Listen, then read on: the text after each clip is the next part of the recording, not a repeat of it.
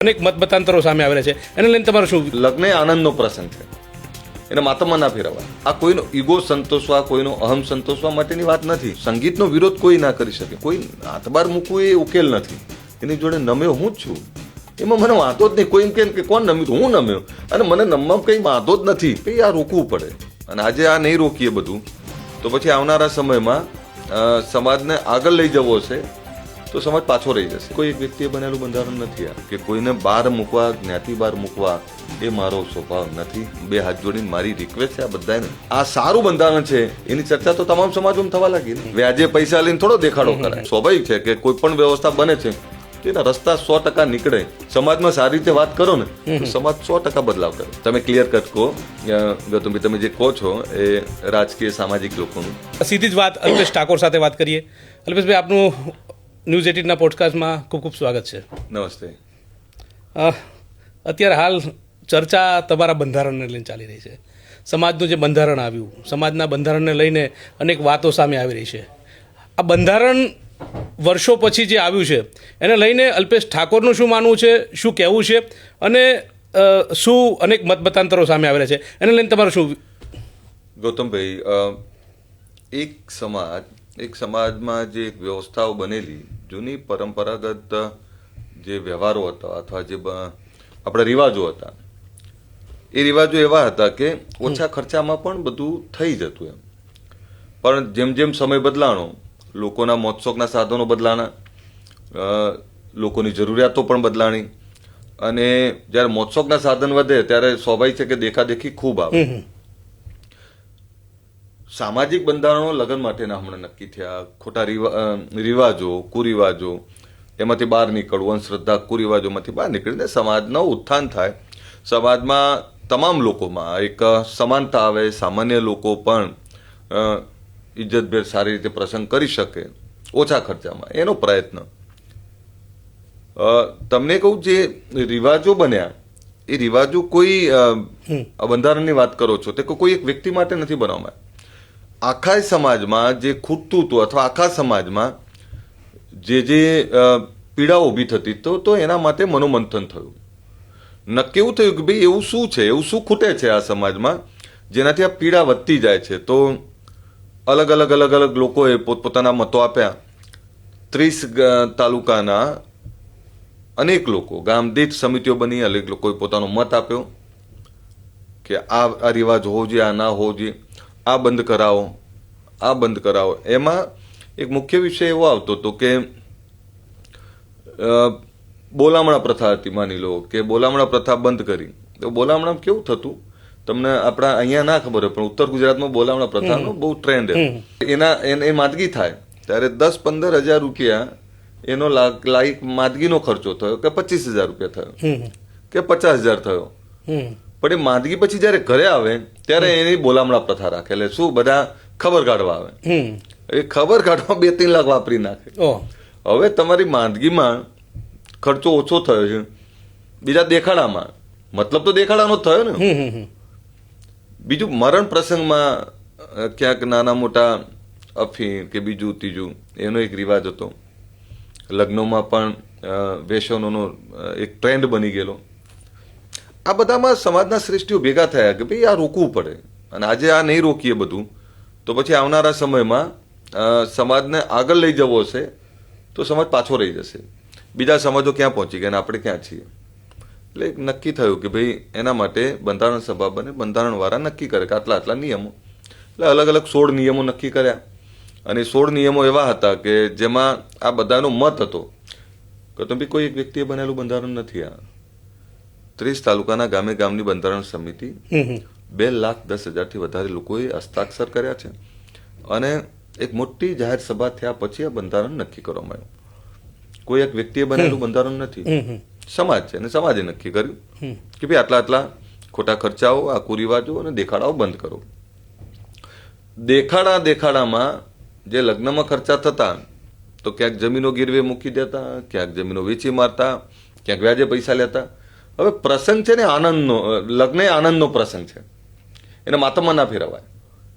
લગ્નના અઠવાડિયું મોજ કરી અને એ પછી વ્યાજ ભરતા થઈ જાય તો એ તો માતામાં જ આવે.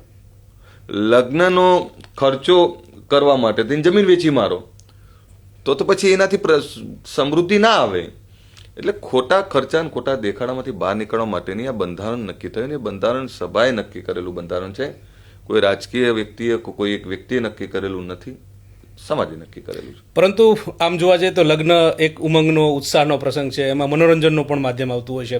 પરંતુ મનોરંજનને લઈને કેટલીક ટીકા ટિપ્પણીઓ સામે આવતી હતી, એને લઈને અલ્પેશ ઠાકોર શું માને છે? જો કોઈ પણ વિષય બને છે અથવા કોઈ નિયમ બને છે, તો આ નિયમ કોના માટે છે? આ તો સમાજ માટે છે ને.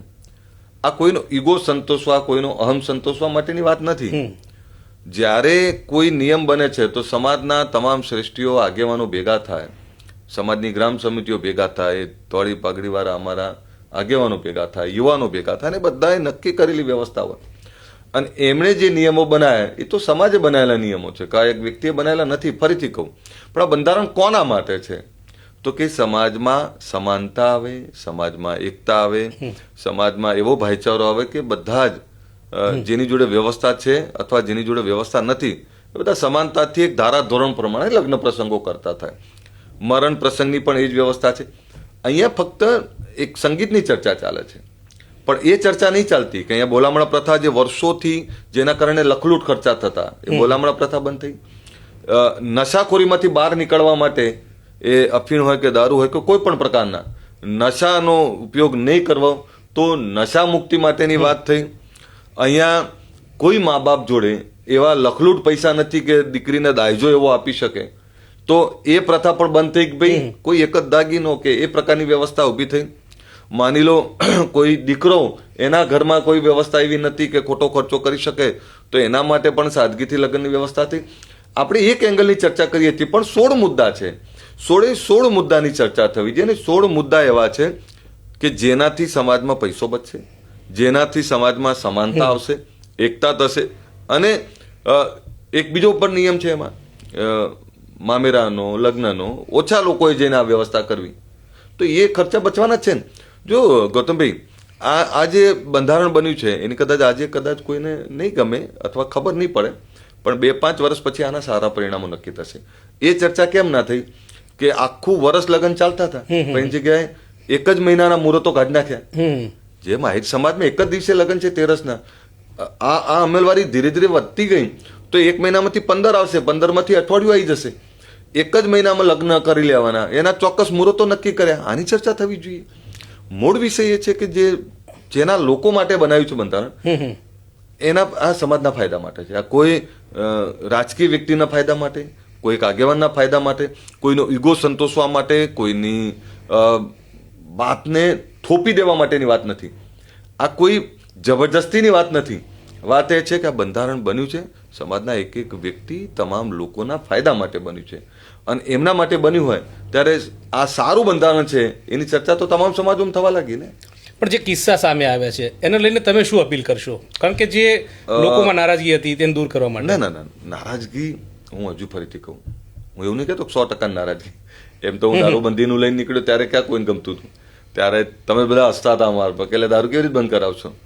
આજે સમાજમાં 90% નશા મુક્તિ છે, પણ એના કારણે શિક્ષણનું સ્તર વધ્યું છે. હા, યસ. એટલે એ જ આપણે કહું કે માણસ જ્યારે એબમાંથી બહાર નીકળે, ખોટરી એના એબમાંથી બહાર નીકળે, તો એને સ્વાભાવિક છે સારા ફાયદા થવાના છે. નશામાંથી બહાર નીકળ્યા તો આજે શિક્ષણ ખૂબ વધ્યું છે, જાગૃતિ ખૂબ આવી છે, એકતા ખૂબ વધી છે. તમને ફરીથી કહું કે બંધારણ એ કંઈ થોપી દેવા માટેની વાત નથી, પણ છે તો સમાજ ને. અને સમાજના આગેવાનો જ્યારે નક્કી કર્યું હોય તો એને બંધન કરતા અલ્પેશ ઠાકોરે રહેવું પડે. મારે પણ સમાજ જે કેમ કરવું જ પડે. એમણે કહ્યું 10 લોકોમાં તો 10 લોકોમાં જ કરવું પડે. પણ જો આ બંધારણ સારું ના હોત તો બીજા સમાજો કેવી રીતે સ્વીકારો? પાટીદાર એ સમૃદ્ધ સમાજ છે, વિકસિત સમાજ છે. બ્રાહ્મણ એ દિશા આપનારો સમાજ છે. તમે રવારી સમાજ ખૂબ હોશિયાર સમાજ, તમે હમણાં માળી સમાજનું જોયું, તમે ચૌધરી સમાજનું જોયું. આ બધા ડેવલપ સમાજો છે, વિકસિત સમાજ એવું કહ્યું કરે, વાહ ક્યાં વાત હે. ઠાકોર સમાજે ખૂબ સારું બંધારણ બનાવ્યું અને આની અમલવારી હવે અમે પણ કરીશું. જ્યારે આ વાત બીજા સમાજો કરતા હોય ત્યારે સ્વાભાવિક છે કે એમાં કંઈક તો સારું છે. અચ્છા, માની લો કે સંગીતની કે એની વાત કરો છો તમે, તો ડીજે કેવી વ્યવસ્થા કે ડીજેમાં જે ગીતોનું ચોઈસ થતી ને, કે તમે બહુ ખરાબ ગીતો વાગતા. સંગીત તમને પ્રેમ શીખવાડે, સંગીત તમને ધર્મ શીખવાડે, સંગીત તમને દિશા આપે, સંગીત તમને એક રાખવાનું શીખવાડે, સંગીત તમને 10 દિશાઓ ખોલી આપે. સંગીત, ધર્મ, પ્રેમ, સંસ્કાર આ બધાનું સિંચન કોણ કરે? તો કે સંગીત કરે. સંગીત તો ભગવાનને પ્રિય. સંગીત એવું કોઈ જ નથી કે જેને પ્રિય ના હોય, પણ સંગીતની એક મર્યાદા હોય, ગીતોની પણ એક ચોઈસ હોય. એવા ગીતો આપણે જ્યારે ગઈએ કે દ્વારિકાનો નાથ મારો, રાજા રણછોડ છે, એની વાત કરીએ ત્યારે લોકોને આમ રૂવાણા ઊભા થઈ જાય. દીકરી મારી લાડકવાઈ, આવા ગીતો આ છે ને, આ તમને આ સંસ્કાર આપે, આ પ્રેમ આપે. એ ગીતો હતા કે જ્યારે દીકરી વિદાય થતી ત્યારે બાપ અને દીકરીનો એ વિયોગ, એની પણ વાત આવતી. દીકરી માડવામાં બેઠી હોય તો એના ગીતોની પણ એક અલગ મજા હતી. તો એ જે વ્યવસ્થા છે એની સામે જે છડી ચોક રોડ ઉપર જે રીતના બેફામ ગીતો વાગે અથવા બેફામ ગીતો વાગતા અને ત્યાં જે પ્રકારની ક્યાંક એવી પ્રવૃત્તિઓ, વલ્ગારિટી કહેવાય, એની સામેનો વિરોધ. સંગીતનો વિરોધ કોઈ ના કરી શકે. સંગીત સંગીત જ છે. જે સારું ગાય છે, જે સારું પીરસે છે, એનું તો સ્વાભાવિક છે સ્વીકૃતિ હોય, પણ વલ્ગારિટી તો ક્યાંય ના ચાલે ને. એટલે જે વલ્ગારિટી હતી એની સામે સમાજના આગેવાને એવું કહ્યું કે યાર આ બહુ વધારે બગડી રહ્યું છે. અચ્છા, તમને નવી લાગે, એના કારણે ઝઘડાઓ થવા લાગ્યા, ક્યાંક છેડતીના કિસ્સાઓ થતા હતા, ક્યાંક કોમ્પિટિશનો થાય, ડીજેની કોમ્પિટિશનો થાય. એવું ક્યાં જોયું છે તમે? અરે ડીજેની કોમ્પિટિશનમાં તમે જો ઝઘડા કેટલા બધા, અને સામે જોરથી વગાડવું, એટલે આની સામેનો વિરોધ છે. બાકી સારું સંગીત, સારા ગરબાઓ, સારા ગીતો, એને તો આપણે બધા પ્રેમ કરીએ છીએ ને. હું કોઈ વ્યવસ્થાનો વિરોધી નથી, પણ જ્યાં ખરાબ છે એને ખરાબ કહેવું પડે. પરંતુ નાદ બાર મૂક્યા છે, દંડ લેવામાં આવ્યો છે, એમાં સમાધાન થયું છે. આ બધી સ્થિતિને કેવી રીતે જોઈ રહ્યા છો? કોઈ નાદ બાર મૂકવું એ ઉકેલ નથી. હજુ ફરીથી કહું કે મેં જે વાત કરી તેમ કે માની લો હું સમાજ છું, સમાજમાં આગેવાનોએ કંઈ નક્કી કર્યું, હું ધારાસભ્ય છું, અલ્પેશ ઠાકોર છું, મારાથી કોઈ ભૂલ થઈ ગઈ, તો મારે નાતની જોડે જઈને એવું કહેવું પડે કે સમાજ માય બાપ છે, અમારાથી જાણે અજાણે ભૂલ થઈ છે, અમને માફ કરો. તો સમાજ છે ને, સમાજનું મન હંમેશા મોટું જ હોય. સમાજ તમને કોઈ પણ પરિસ્થિતિમાં સમાજ તમને ના છોડે. સમાજ ઈચ્છે જ નહીં તમને છોડવા, પણ એના માટે ભૂલનો સ્વીકાર કરી અને આગળ વધવું પડે. અને એ વ્યવસ્થા છે ને, એમાં તમામ લોકોએ સહજ ભાવે ભૂલ સ્વીકારવામાં કોઈ નાનું નહીં થતું. બીજું તમને કહું કે અમારે પણ કે કોઈ નિયમ બને છે તો કોઈ થોપવા માટે નથી. નિયમ બને છે તેને અહેસાસ કરાવવો પડે કે આનાથી તારો ફાયદો છે, અને તારો નહીં, આવનારી પેઢીને ફાયદો થશે, તમામ લોકોને ફાયદો થશે. આ લોક કલ્યાણ માટે છે, સમાજના ઉત્થાન માટે છે. માની લો ગૌતમભાઈ, આ ખોટા ખર્ચામાંથી બહાર નીકળ્યા, ખોટા રિવાજોમાંથી બહાર નીકળ્યા, અને આ પૈસા તો એના શિક્ષણ માટે વપરાવાના છે. હવે હાથીની પાલખી ઉપર વરઘોડો કાઢ્યો, એ વરરાજાના ગજવામાં વર્ષના અંતે 500 રૂપિયા ના હોય તો આવો વટ થોડો મરાય. લગ્નના લખલૂટ ખર્ચા કરવા માટે બાપ દાતાએ સાચવેલી જમીન વેચી મારો, તો એવો ખર્ચો થોડો કરાય. વ્યાજે પૈસા લઈને થોડો દેખાડો કરાય. અને તમને કહું, માની લો કોઈ દીકરાના તમે ધામધૂમથી લગ્ન કર્યા, દીકરીના ધામધૂમથી લગ્ન કર્યા, એના પછીના દીકરા કે દીકરીને ભણવા માટેની ફીની વ્યવસ્થા ના કરી શકો, એને એન્જિનિયરિંગ કે વિદેશ ભણવા કે વિદેશ નોકરી માટે એને પૈસાની જરૂર હોય, એ ના ભરી શકો, તો એવો ખર્ચો થોડો કરાય. તમારા દીકરા દીકરીનું ભવિષ્ય ક્યાં સુરક્ષિત છે, એના માટે જમા પૂંજી કઈ રાખી શકાય.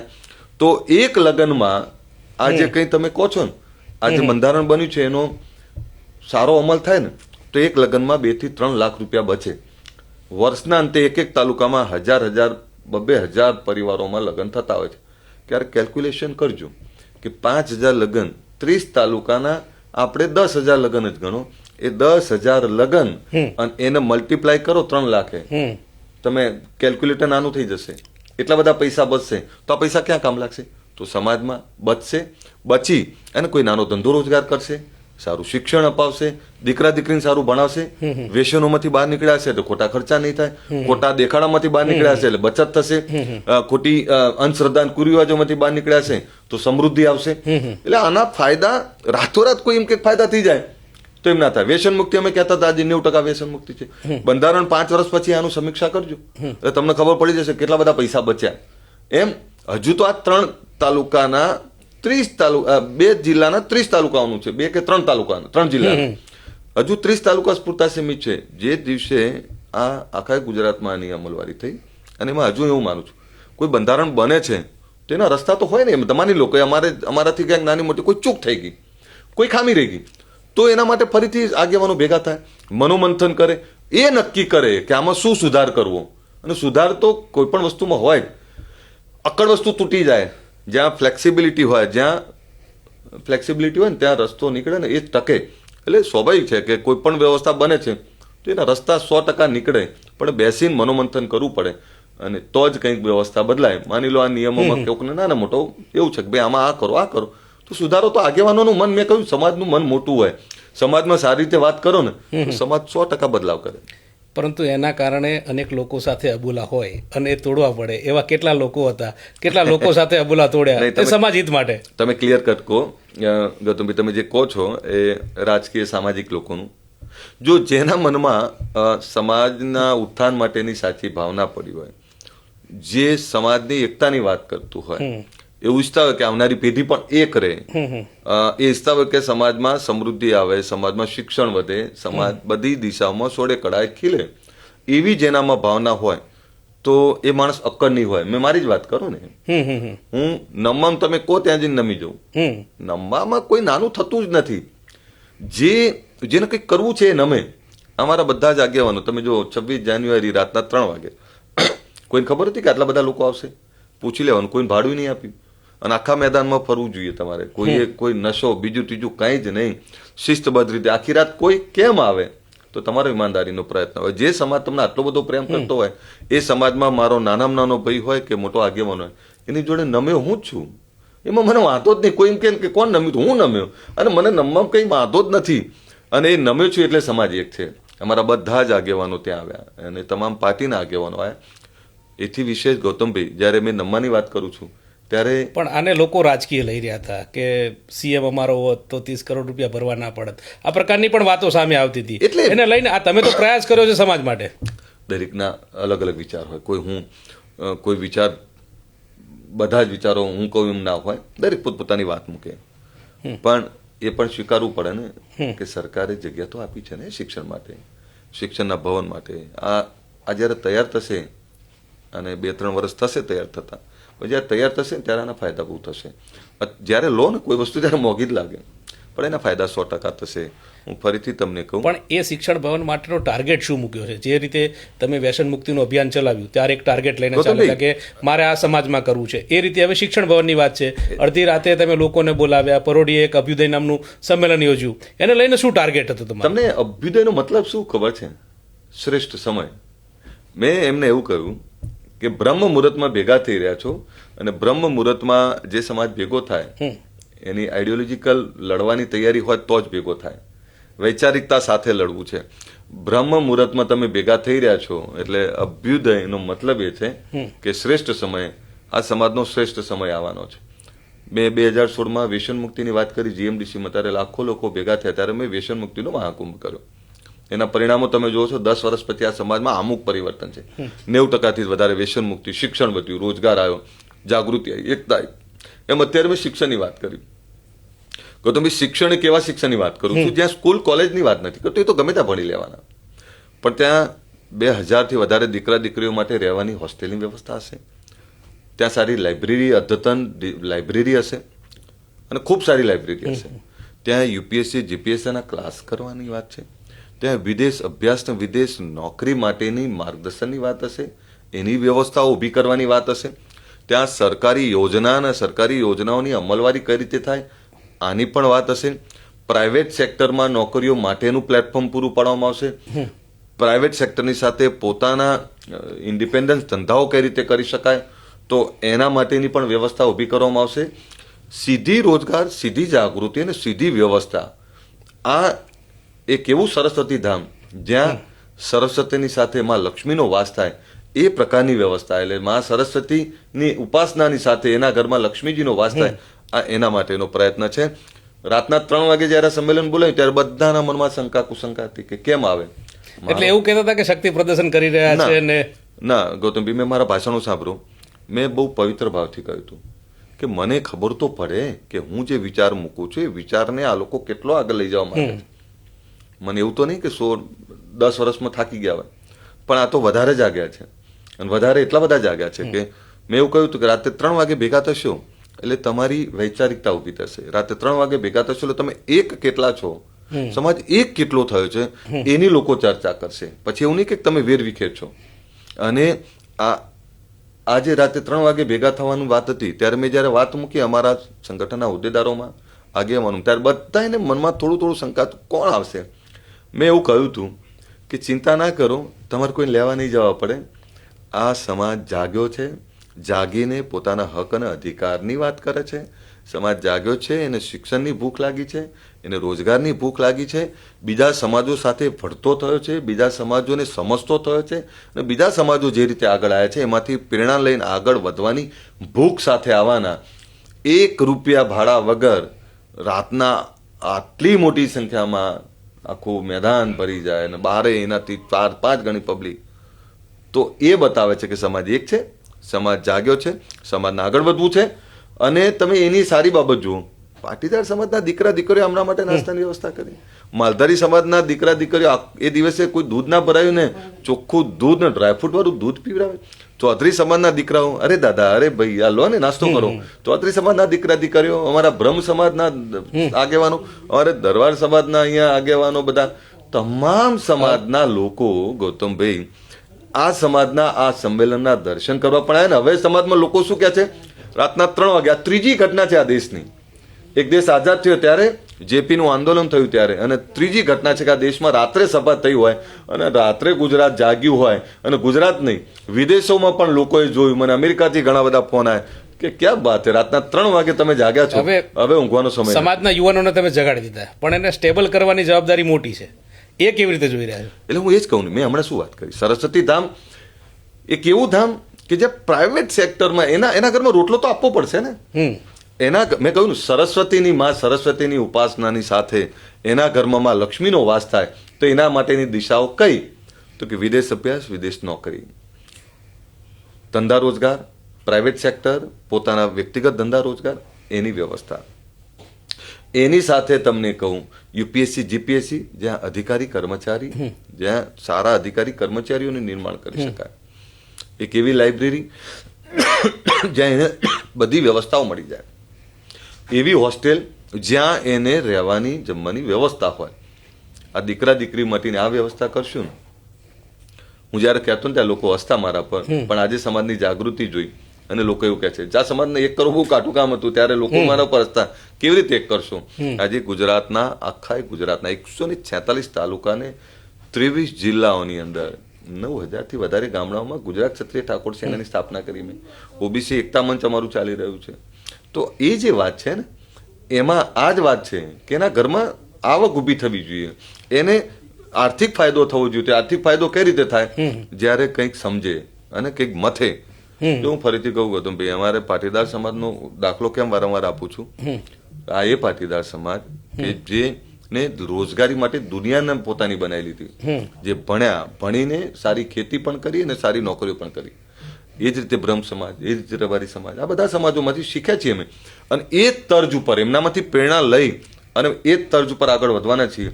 આનો ફાયદો અત્યારે કોઈ ગમે તે કે 2036માં જયારે ફરીથી આવું, એ 10 વર્ષ થયા અને સંમેલન થતું હશે, ત્યારે એના સ્ટેજ ઉપર અનેક આઈએસ, આઈપીએસ, અનેક મોટા નેતાઓ ભાષણ કરતા હશે. ભલે અમે નીચે બેઠા હશું, પણ એ એવા લોકો હશે કે જે આ તમામ લોકોની ચિંતા કરતા હશે, નેતૃત્વ કરતા હશે.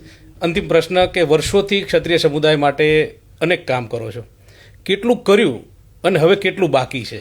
શું માનો છો? શું આશા અપેક્ષા લઈને બેઠા છો? કૌતમભાઈ, કેટલું કર્યું એ તો હું 1 મિનિટમાં તો કેવી રીતે કહું. એક સમાજ જે ઉત્તરથી દક્ષિણ નતો ઓળખતો, દક્ષિણથી સૌરાષ્ટ્ર નતા ઓળખતા, એમ મધ્ય ગુજરાત હોય, ઉત્તર ગુજરાત હોય કે સૌરાષ્ટ્ર હોય કે દક્ષિણ ગુજરાત, એક ગામથી બીજા ગામને એક કરવું કાઠું, એક ગામને એક કરવું કાઠું છે. ત્યારે ગુજરાતના 10 થી 12 હજાર ગામડાઓથી વધારે હું ફર્યો છું. આ ગુજરાતને જાણ્યું છે, માણ્યું છે મેં. ઉત્તર ગુજરાત હોય, દક્ષિણ ગુજરાત હોય કે સૌરાષ્ટ્ર હોય, મધ્ય ગુજરાત, આ બધાના ગામે ગામ જઈ અને સમિતિઓ બનાવી એક કર્યા છે, વૈચારિકતા ઊભી કરી છે, વ્યક્તિ ઘડતરનું કામ કર્યું છે. જ્યાં મેં એવું નથી કહ્યું કે તમારું લૂંટીને કોઈ સુખી થયા છે. જે સમાજો, જે વ્યક્તિઓ સુખી થયા, જે સમાજોએ પોતાની આર્થિક તાકાત, સામાજિક, શૈક્ષણિક તાકાત ઊભી કરી, તો એમાંથી પ્રેરણા લો. આપણે એમના જેવું થવું છે, એમાંથી શીખવું પડે, પછી એની સામે લડાય નહીં. એમ આ સમાજને એક કરી સાચી દિશા તરફ વાળ્યો છે. અમે વ્યસન મુક્તિની વાત કરી છે, શિક્ષણની વાત કરી છે, રોજગારની વાત કરી છે, માનવતાની વાત કરી છે, ભાઈચારાની વાત કરી છે, અને બધા સમાજો જોડે જીવતા અને એ બધા સમાજો સાથે ભળતા કર્યા છે. સપનું એ જ છે કે આ સમાજના અધિકારી કર્મચારીઓ એવા આવે કે આ સમાજના દીકરા દીકરીઓ એ પણ સમાનતાની ધારામાં જેમ સમાજો બધા આગળ વધ્યા એમ આ સમાજમાં પણ જાગૃતિ અને આ બધા સમાજોની સાથે આ સમાજો પણ આગળ વધે એના માટેનો પ્રયત્ન છે. સંપૂર્ણ વ્યસન મુક્તિ આવે, સંપૂર્ણ શિક્ષા, સંપૂર્ણ શ્રદ્ધા કુરિવાજોમાંથી બહાર અને બધા સાથે રહીને ચાલે, મારો પ્રયત્ન આ જ છે. બીજું ફરીથી કહું, આ સમાજની જ્યારે એકતાની હું વાત કરતો હોઉં ત્યારે આ તૂટે એમાં મને બિલકુલ ના ગમે. તમે હમણાં જ જે એક વાત કરી કે કોઈને બહાર મૂકવા, જ્ઞાતિ બહાર મૂકવા એ મારો સ્વભાવ નથી. આપણા જ છે, આપણો જ લોકો છે. સમાજનું મન હંમેશા મોટું હોય. સમાજ એ માય બાપ છે ત્યારે જ્યારે માય બાપ કહેતા હોય તો મા બાપ તો છોરું કછોરું થાય, મા બાપ થોડા એવા થાય. એમ સમાજ માય બાપ છે. હું બે હાથ જોડીને મારી રિક્વેસ્ટ છે આ બધાને, ભેગા રહો, ભેગા રહી અને સારું કામ કરો. સારું કામ કરે બધા એને આપણે સમર્થન કરીએ અને ખરાબ વાતને ડામી દઈએ. એમ બધા ભેગા રહો, ભેગા રહી અને હું કઈ મોટો મહાન નથી તો કોઈ મહાન નથી, પણ બધા ભેગા છો તો બધી દિશાઓ ખુલશે. મારી ફરીથી બે હાથ જોડીને વિનંતી કે ભેગા રહો, એકબીજાને જોડે રહીને ચાલો, સારી વાતને આગળ લઈ જાઓ, ખરાબ વાતને ડામી અને બધા સમાજો જેમ આગળ વધ્યા છે એ સમાજોની સમકક્ષ અને સમાજોની સાથે રહી અને તમે બધા આગળ વધો. સપનું તો આટલું જ છે. જી બિલકુલ. તો અલ્પેશ ઠાકોર હતા, તેમણે બખૂબી સમાજના ઉત્થાન માટે, સમાજના નિર્ધાર માટે જે કરવું પડે તે કરવાની વાત કરી રહ્યા છે. અને આ ઉપરાંત તેમનું કહેવું છે કે સમાજ વ્યસન મુક્ત બને, સમાજ શિક્ષિત થાય અને સમાજ કેવી રીતે આગળ વધે તે પ્રકારનો પ્રયાસ હર હંમેશ રહેશે.